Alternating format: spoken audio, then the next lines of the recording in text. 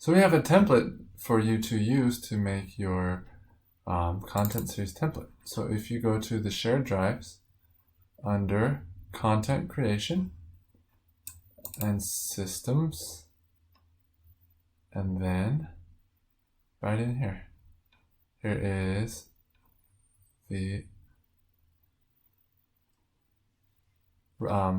assessing the vertical, and it's an example of in-home care. So this is the example here, and you'll want to just open this up, and once it's open, file and make a copy. So click on file once it's loaded and click make a copy. I'll show you that here.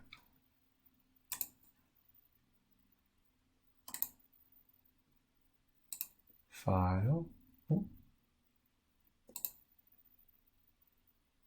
make a copy, and name the copy the name of your content series, and put it in the folder that that's your client folder that you're working on with right now.